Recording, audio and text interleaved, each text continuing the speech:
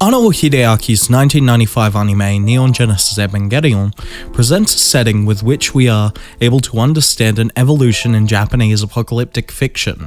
Joe from Pause and Select created an impressive video on how Evangelion deals with the notion of the apocalypse. What I have to look at is something rather different.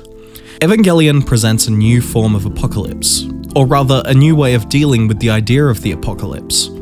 Whilst prior works of Japanese apocalyptic fiction showcased a form of a remaining society, what I find particularly interesting about Evangelion is how society have been changed, and even more so, how society does change by the appearance of the angels. In a similar way to how Tarantino plays with the ideas of gangsters in Reservoir Dogs and Pulp Fiction, Ano plays with the idea of a secret military in Ava.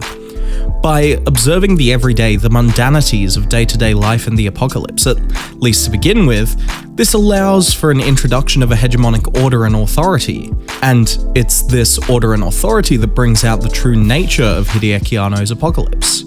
The Authoritarian apocalypse plays off the notion that there will always be hierarchy, and no matter what happens to humanity, there will always be people to establish some form of hegemonic order. If we observe the final scene in the end of Evangelion as Shinji strangles Asuka, there is a new order being established, in which Shinji perceives himself as being the dominant figure, therefore his actions are, under the frameworks of this ideology, sensical.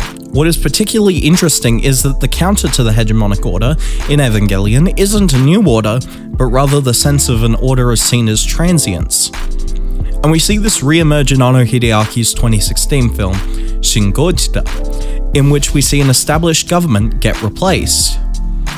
So, how do you establish authority within an apocalypse? When we look at Shin Gojira, from the first scene we are shown the disaster, yet at the same time we are able to see the day-to-day activities of the Japanese population.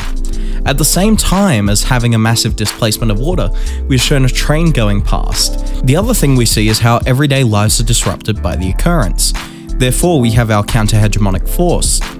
The next shot introduces us to our primary authority dealing with the situation.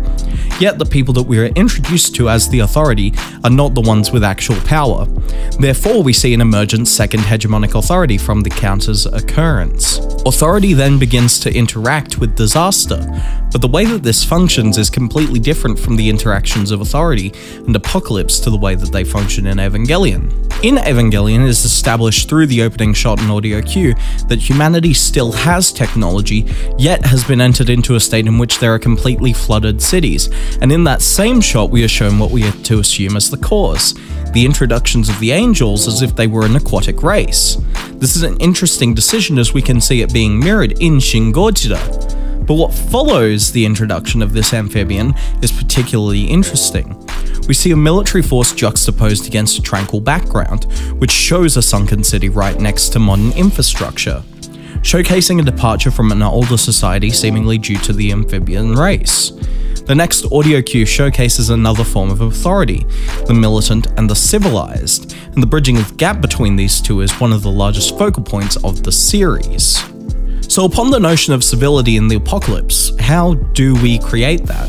Well, again, by looking at Ava, we can show the day-by-day lives of characters in an interesting way. By looking at the scene in episode 2 where Misato and Shinji are standing in a convenience store buying food for Shinji's welcoming party, we can see an establishment of multiple things, currency and trade being two primary ones. It really goes a long way. All the scenes of characters using vending machines and such really goes to showcase society because of the image of societal beacons.